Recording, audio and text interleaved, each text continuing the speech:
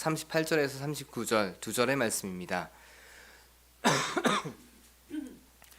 마태복음 5장 38절에서 39절 짧은 두 절이니 함께 오늘 말씀 봉독하도록 하겠습니다. 마태복음 5장 38절 39절의 말씀입니다. 또 눈은 눈으로 이는 이로 갚으라 하였다는 것을 너희가 들었으나 나는 너희에게 이르노니 악한 자를 대적하지 말라. 누구든지 내 오른편 뺨을 치거든 왼편도 돌려대며. 아멘. 오늘 함께 나눌 말씀은 마태복음 5장 38절과 39절의 말씀입니다. 반대로 살아가는 성도의 삶이란 제목으로 이 시간 은혜를 나누고자 합니다. 먼저 말씀을 전하기 전 광고를 보실 텐데요. 지금 보실 광고 2001년도에 나왔던 동원증권의 광고입니다.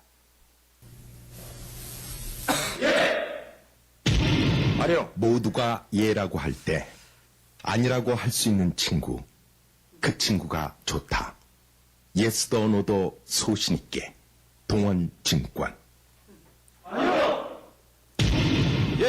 모두가 아니라고 할 때 예라고 할 수 있는 친구, 그 친구가 좋다. 예스도 노도 소신 있게 동원증권. 이 광고 혹시 기억하시나요? 예, 저도 아주 오래전, 20년 전이죠. 2001년도면 거의 20년 전의 광고인데, 오늘 설교 말씀을 준비하면서 또 이 광고가 생각이 나더라고요. 그래서 유튜브 찾아보니까 이 영상이 있어서 이 영상을 갖고 왔습니다. 한 증권회사의 광고이고요. 다른 사람과 반대로 자신의 소신, 의견을 소신 있게 나타내는 그런 친구가 있으면 좋다라는 내용이 담긴 광고입니다.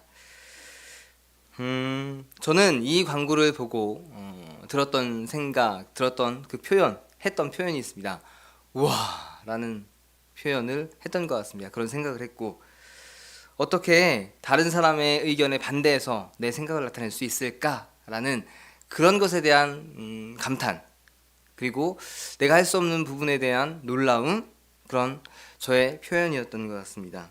지금 우리 성도님들도 이 광고를 보시면서 또 아마 조금은 이런 반대의 삶의 모습에 대해서, 다른 사람과 다른 나의 의견을 낼 수 있는 모습에 대해서, 또 다른 사람과 반대로 살아갈 수 있는 용기를 가진 그 모습에 대해서 감동을 하거나 혹은 동경을 나타내는 그런 마음을 느끼셨지 않았을까 생각을 해봅니다.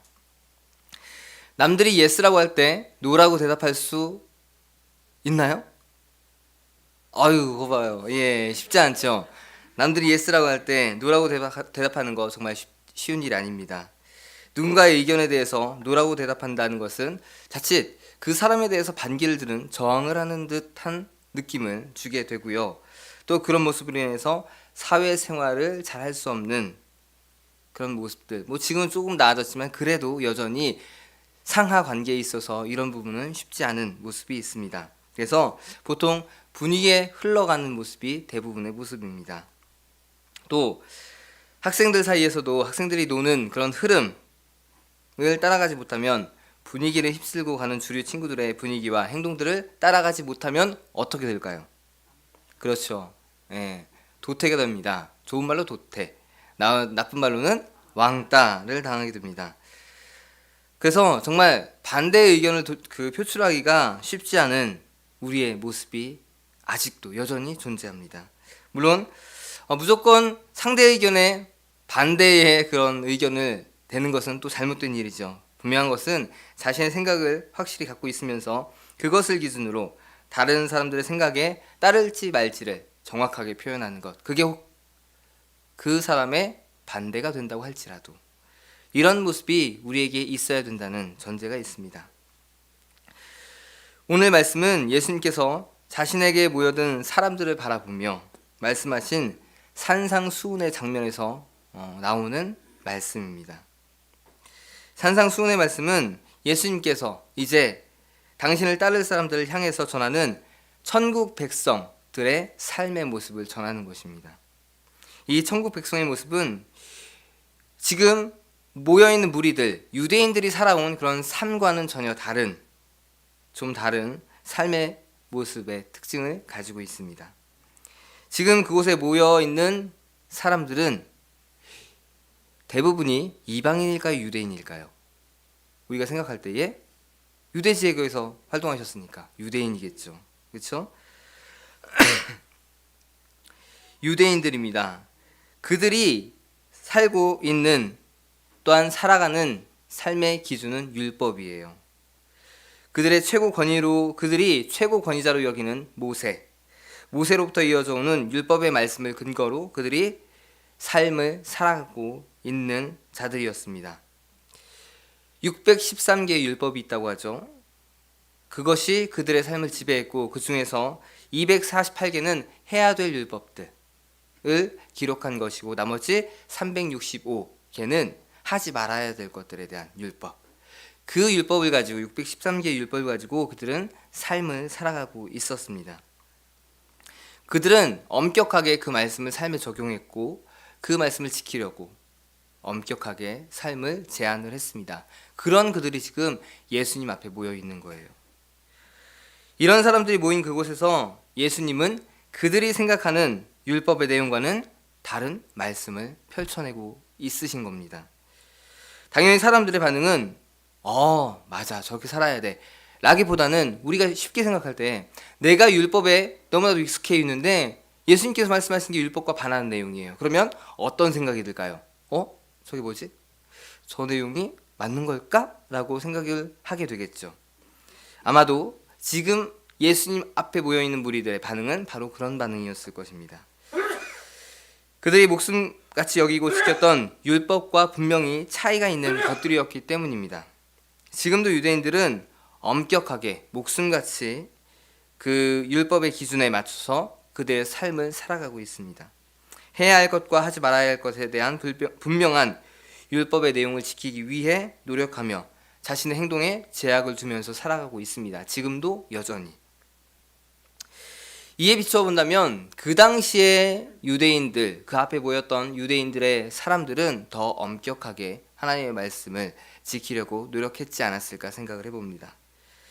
그런 그들에게 지금 예수님은 그들이 살아가고 있고 생각하는 기준과는 다른 말씀, 반대의 말씀을 그들에게 전하고 계신 것입니다. 오늘 말씀의 경우가 아마 가장 이들에게 이해가 안 되는 대목이었을 것입니다. 함께 오늘 말씀 다시 한번 읽어보도록 하겠습니다. 또 눈은 눈으로 이는 이로 갚으라 하였다는 것을 너희가 들었으나 나는 너희에게 이르노니 악한 자를 대적하지 말라. 누구든지 내 오른편 뺨 치거든 왼편도 돌려대며. 이들에게 익숙한 것은 무엇이었다고요? 율법이었습니다. 당시 고대 근동에서는요, 보복법이라고 해서 1대1 대응이 성행했습니다. 원래 그것들을 지키고 살았습니다. 예수님께서 하시는 이 말씀을 듣고 그들은 당연히 왜라고 할 수밖에 없습니다. 오래되고 익숙한 사회법 또한 관습으로는 도저히 이해가 안 가는, 받아들일 수 없는 예수님의 말씀이었기 때문입니다. 내가 맞았는데 왜 다른 편도 돌려대야 돼요? 보복법에 따르면 내가 맞았으면 그대로 갚아야죠. 이것이 그들의 생각인데 지금 예수님은 그것에 반대되는 말씀을 펼쳐내고 있는 것입니다. 출애굽기 21장 23절에서 25절에 보게 되면 오늘 말씀 38절에 나와 있는 이 말씀 인용한 원래의 말씀이 나옵니다. 유대인들이 생각하는 이 생각에 근거가 달린 말씀이 나옵니다. 함께 읽겠습니다. 그러나 다른 해가 있으면 값되 생명은 생명으로 눈은 눈으로 이는 이로 손은 손으로 발은 발로 된 것은 된 것으로 상하게 한 것은 상함으로 때린 것은 때림으로 갚을지니라. 아멘. 이 말씀 고대 근동에서 나타나는 법의 모습이 그대로 반영된 말씀입니다. 사람들에게 보복의 합리성을 그대로 주는 의미가 있습니다. 그런데 원래 이 말씀의 의미는 정말 1대1 대응으로 너희들 꼭 그 받은 대로 갚아야 돼 라고 하나님이 말씀하신 게 아니라 하나님께서는 경고성이에요. 경고성. 너희들이 해를 가하면 그대로 받을 거야. 그러니까 조심해야 돼. 이 경고성의 의미가 더 있는 거예요. 그런데 경고성이 있지만 결국 죄를 짓게 되면, 해를 가하게 되면 받게 되는 건 현실이었습니다. 유대인들은 이런 상황이 발생하게 되면 당연히 이 법에 맞게끔 행동을 하게 돼 있고, 경고이지만 실제로 그렇게 받게 되는 삶의 율법을 지키는 모습이 나타나 있었습니다. 이런 사고가 있는 유대인들에게 예수님의 말씀은 어땠을까요? 쉽게 받아들일 수 있는 말씀이었을까요? 아니죠. 내가 맞았는데 왜 왼편을, 오른쪽을 맞았는데 왜 왼편을 돌려대야 돼? 된 것은 된 것으로, 상하게 한 것은 상함으로, 때린 것은 때림으로 당연히 내가 갚아야지. 하나님의 율법의 말씀에 그렇게 나와 있는데. 자, 또 하나의 비슷한 율법의 말씀을 보도록 하겠습니다. 구약에 이와 비슷한 율법이 나옵니다. 레위기 24장 20절에 보면 오늘 말씀과 비슷한 말씀이 나오는데 19절부터 함께 보도록 하겠습니다. 사람이 만일 그의 이웃에게 상함을 입혔으면 그가 행한 대로 그에게 행할 것이니 상처에는 상처로, 눈에는 눈으로, 이에는 이로 갚을지니라. 남에게 상해를 입힌 그대로 그에게 그렇게 할 것이며. 이 말씀은 피해자가 아니라 가해자를 향해서 하는 말씀이에요. 이웃에게 상해를 입힌 사람이 있습니다. 그 사람에게 맞은 사람이 똑같이 하라는 거예요. 상처에는 상처로, 눈에는 눈으로 동일하게 갚으라는 말씀입니다. 사람 사이에서 기본권에 침해가 왔을 때 그 침해를 당한 사람이 침해를 가한 사람에게 그대로 갚으라. 어떻게 해야 하는 것이 맞는 것인지를 알려주는 것입니다. 이 말씀 역시 예수님의 말씀과 반대가 되는 말씀이고, 그들의 율법의 기준에 생각하고 있는 보복법의 형식에 맞는 말씀입니다. 맞으면 맞은 대로, 때린 사람은 때린 대로 그래도 당하게 되는 것. 이게 그들의 법이었고 그들의 생활이었습니다. 자, 그럼 이 두 말씀에 대한 이제 비교를 해보도록 하겠습니다.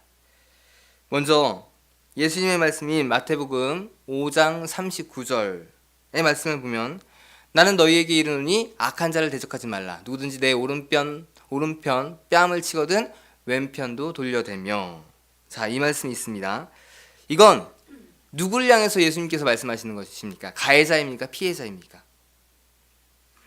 그렇죠, 피해자예요. 자, 내 오른편 뺨을 치거든 왼편도 돌려대래요. 맞았잖아요. 네, 그러니까 왼편도 돌려대라는 거. 이거는 피해자를 향해서 예수님께서 말씀하시는 거예요. 자, 그럼 아까 읽었던 레위기 24장 19절에서 20절 중에서 20절의 말씀을 보면은, 상처에는 상처로, 눈에는 눈으로, 이에는 이에로 갚을지라. 남에게 상해를 입힌 그대로 그에게 그렇게 할 것이며. 19절을 보면 더 명확하게 나와 있는데, 이 말씀은 누굴 향해서 하는 말씀일까요? 가해자예요, 가해자. 네. 가해자가, 그러니까 19절의 말씀을 보면 더 정확하게 이해가 돼요. 19절 앞에 있어요. 네. 그 가해자가 때린 대로 받아야 된다는 그 말씀을 하고 있는 거예요. 그런 의미로서 하고 있는 것입니다. 정리하면 누군가에게 해를 가했을 때 적용한 말씀은 레위기 24장 20절 말씀이에요. 해를 가한 사람, 가해자는 이 말씀을 봐야 돼요. 그리고 적용을 해야 돼요. 그런데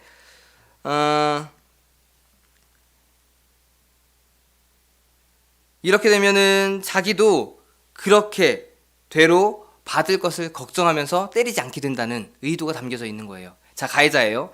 제가 때렸습니다. 이 말씀 보니까 나도 맞겠구나, 그대로. 앞으로 조심해야지. 이 생각을 하게끔 하는 의도가 여기에 담겨져 있어요. 그리고 이제 마태복음 5장 39절의 말씀에는, 나는 너희에게 이르노니 악한 자를 대적하지 말라. 누구든지 내 오른편 뺨을 치고도 왼편도 돌려대라 고 하는 말씀은 피해자를 향한 말씀인데, 누군가에게 피해를 입었다면 적용해야 되는 말씀이에요. 그래야 이 말씀을 가지고 적용을 한다면 상대를 어떻게 할 수 있을까요? 때릴까요? 용서할까요? 용서할 수 있는 마음이 들 수 있는 그런 적용의 말씀이에요. 결국 율법과 예수님의 그 말씀은 가해자와 피해자로 서로 구분되어서 적용할 수 있는 말씀이 분명하게 있다는 것을 먼저는 기억을 하셔야 됩니다. 그런데 이 말씀을 가지고 이제부터 조금 복잡해져요. 저도 이걸 설교를 쓰면서 여기서부터 이제 조금 헷갈리실 텐데 어떡하지? 잘 따라오셔야 됩니다. 이제 정리를 조금씩 더 해나갈 거예요. 그런데 내가 누군가에게 해를 가했어요. 그러면 어딜 봐야 된다고요? 레위기 24장 20절. 그런데 이거를 적용했어요. 자, 제가 해를 가했습니다. 근데 피해자가 여기도 때리세요. 그럼 가해자는 어떻게 할까요? 오케이. 예, 이렇게 되는 거예요. 아시겠죠? 잘못 적용한 경우입니다. 그 다음에 반대로 내가 피해를 당했어요. 내가 피해를 당했는데 이제 이 레위기 24장 20절의 말씀을 적용을 했어요. 가해자 나에게 상해를 입혔지? 너도 그대로 받아.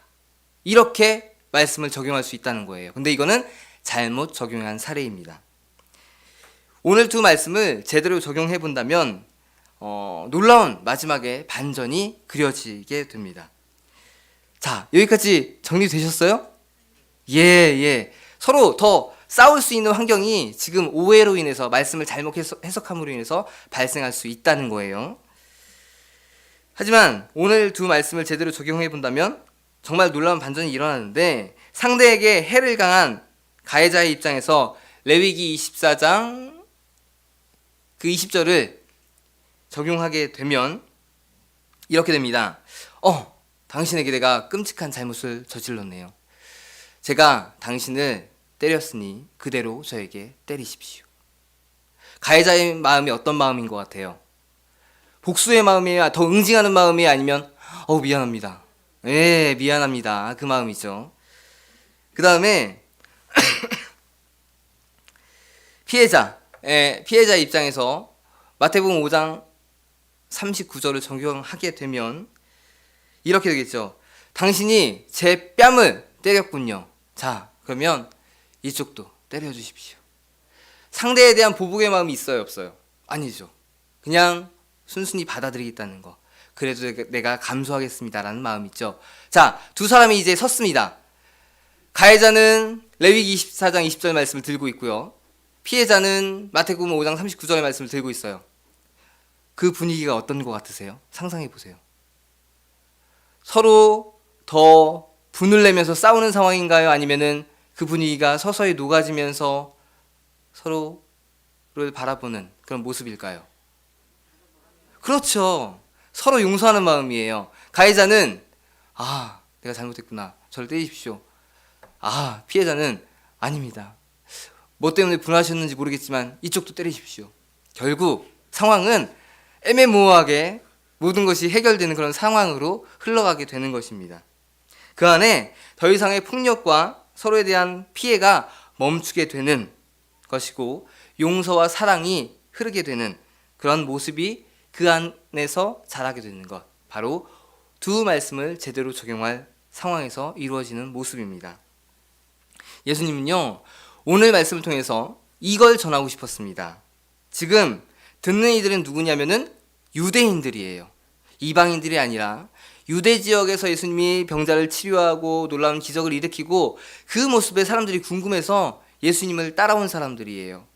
그 따라온 사람들을 향해서 예수님이 언덕에 올라서 이제 이야기를, 천국 백성으로서 이렇게 살아야 된다라는 이야기를 지금 하고 계신 거예요. 그 중에서 오늘 말씀이 있는 거예요. 그들에게 익숙한 율법에 앉는 생활하고 있던 자들에게 예수님은 율법의 완성자로서 이제 그들 앞에 선 겁니다. 예수님이 오신 그 모습에는 당연히 하나님의 사랑의 모습이 담겨져 있어요.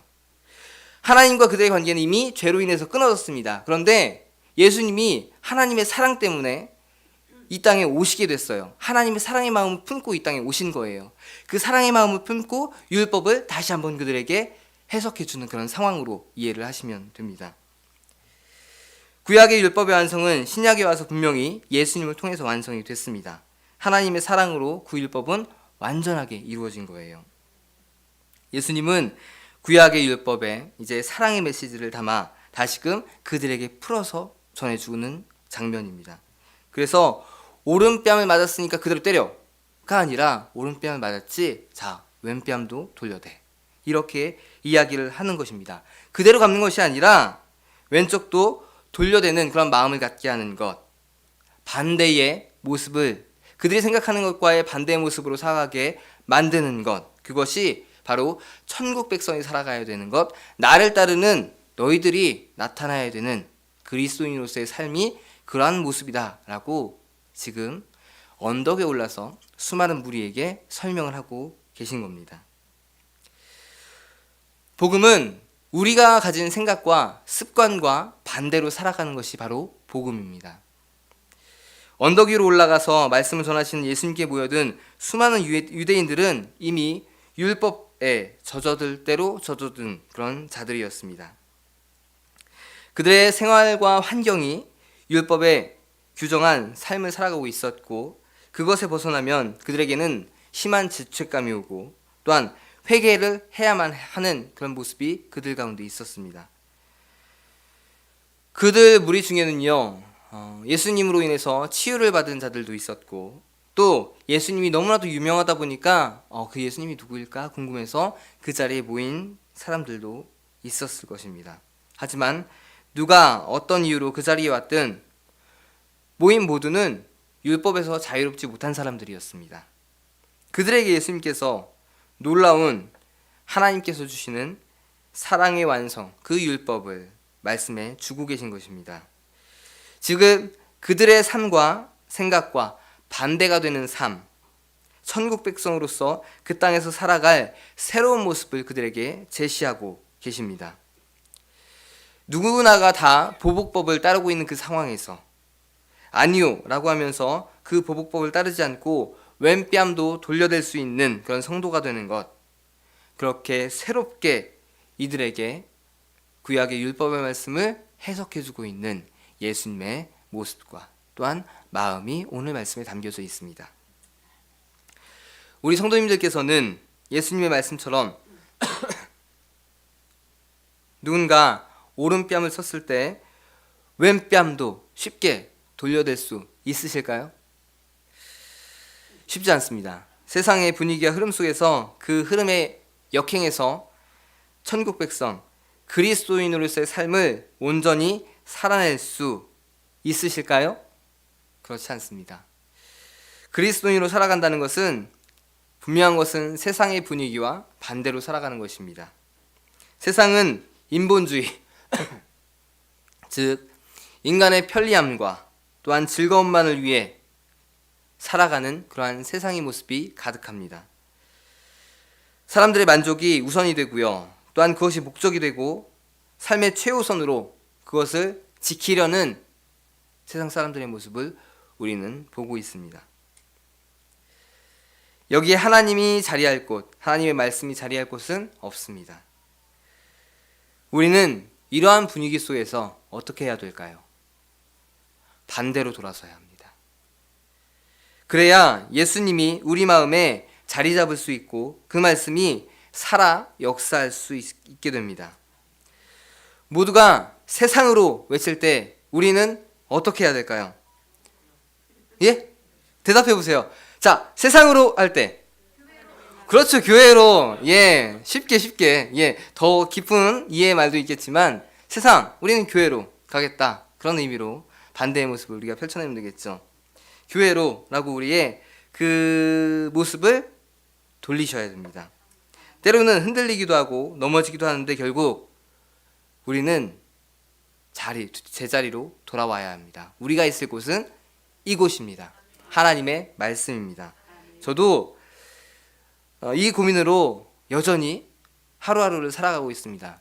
때로는 돈으로, 때로는 세상의 좋은 것들로 더 생각하고 걱정하고 염려하는 그런 제 모습이 있음을 고백합니다. 그런데 역시 돌아와야 될 곳은, 또 제가 서야 할 곳은 이 자리, 다시 말씀 안에서 세상과 반대되는 예수님의 그 가르침 안으로 들어와야 되는 것을 늘 깨닫고 돌아서게 됩니다.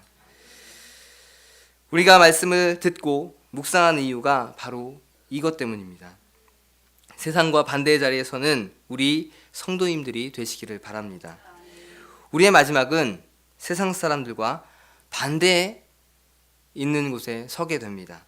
결코 세상 사람들과의 같은 자리에 우리는 설 수 없습니다. 그리고 서서도 안 됩니다. 만약 우리가 이 신앙생활을 한다고 했는데 세상 사람들과의 똑같은 자리에 서게 된다면 우리의 신앙생활은 다 헛것이 되어버립니다.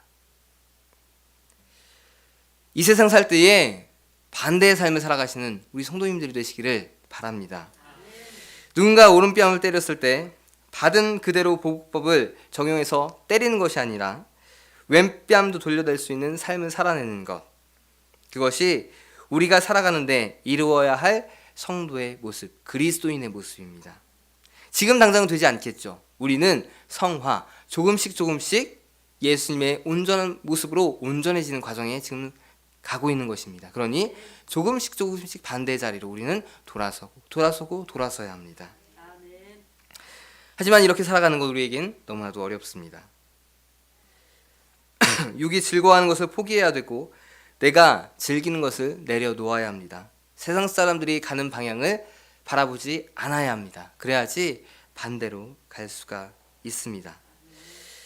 이건 오직 하나님께 소망을 둔 자들만이 할 수 있는 것입니다. 하나님께 소망을 두지 않은 사람들은, 그리스도인이라고 할지라도 하나님께 소망을 두지 않은 사람들은 그렇게 할 수 없습니다. 반대의 삶, 세상과 반대의 삶을 살아가기에 내가 과연 삶에서 무엇을 포기하고 무엇을 행하며 살아가야 하는가? 그것은 각자의 삶의 자리에서 결정이 될 것입니다. 저에게 그런 반대의 삶을 적용해 본다면, 이 말씀을 묵상하면서 반대의 삶을 적용해 본다면 돈을 쫓아가지 않는 것이 될 것이고, 물론 그런 동기도 있습니다. 예, 주식을 하는 동기도 있고, 예, 돈을 어떻게 이제 벌고 사는 좋은 의도가 있겠지만 그런 동기도 있습니다. 저도 만약에 수중에 돈이 있었다면 그렇게 했을 것 같기도 약간은 합니다. 그렇게 돈을 쫓아가지 않는 삶을 저는 살아가야 합니다. 그것이 반대로 적용한 저의 모습이 될 것이고, 또 명예를 쫓아가는 것, 내가 저는 이제 그런 것에 대해서는 큰 욕심이 없습니다. 훌륭한 이름 있는 명성 있는 목사가 돼서 제 이름을 온 세상에 떨치겠다라는 건 저에게는 그닥 없습니다. 다행이에요, 그거는. 그건 다행이고, 그 다음에 내 즐거움을 위해서 시간을 더 쓰는 것, 과연 하나님의 말씀인가? 하나님의 말씀을 준비하고 묵상하는 것인가? 내 취미와 즐거움을 위해서도 따라가는 것인가? 이것도 역시 반대로 가야 되겠죠. 저는 이제 그러한 저의 적용의 포인트를 저는 이 말씀을 통해서 찾았습니다. 역시 우리 성도님들도 삶에서 과연 내가 세상과 반대로 살아가는 하나님의 말씀, 그리스도인으로서 살아가는 삶의 모습이 무엇일까를 한번 깊게 생각해 보시고 그 반대로 갈 수 있는 삶의 자리에 서시기를 바랍니다. 분명한 것은 예수님께서 우리에게 이것을 요구하셨다는 거예요. 예수님께서 율법대로 살아가라고 하지 않으셨습니다. 율법에 반대되는 사랑의 모습으로 우리를 인도하셨습니다. 이것이 진짜 천국 백성의 삶이라고 산상수훈의 말씀을 통해서 우리에게 말씀하신 겁니다. 지금 내가 쫓아가고 있는 세상 것들을 바라보십시오. 그것을 하나하나 버리시는 삶이 되시기를 바랍니다. 그렇게 된다면 천국 백성으로서의 우리의 삶의 모습은 하나하나 회복되고 제대로 나타나게 될 것입니다. 천국에 들어가고 싶었던 부자 청년에게 원하셨던 것도 뭐예요? 반대로 살아가는 거예요. 그가 움켜쥔 재물, 그걸 놓으라는 겁니다. 만약에 예수님이 그가 갖고 싶어 했던 재물 그대로 쥐고 천국으로 들어와, 그렇게 했다면 아무런 의미가 없는 거예요. 예수님께서는 분명 그 청년이 가장 귀하게 여기고 그 청년이 쫓아가고 있는 그 삶에서 반대로 돌아서라고 요구했습니다. 그런데 청년은 어떻게 했습니까? 그것을 놓지 못하고 돌아가 버리고 말았습니다. 우리의 모습 어떻습니까? 청년의 모습입니까? 아니면 그래도 저는 다시 제자리로 돌아오겠습니다 입니까? 오늘 말씀을 통해서 정말 예수님이 우리에게 원하는 반대의 삶, 정말 내 삶 속에서 구체적으로 어떤 반대의 모습을 살아가야 되는가, 정말 사소한 것이라도 찾아보시고 하나라도 반대의 모습으로 한번 살아가 보시는 우리 성도님들이 되시길 바랍니다. 그것이 그리스도인으로서의 삶을 살아가는 우리의 모습임을 다시 한번 기억하시길 바랍니다.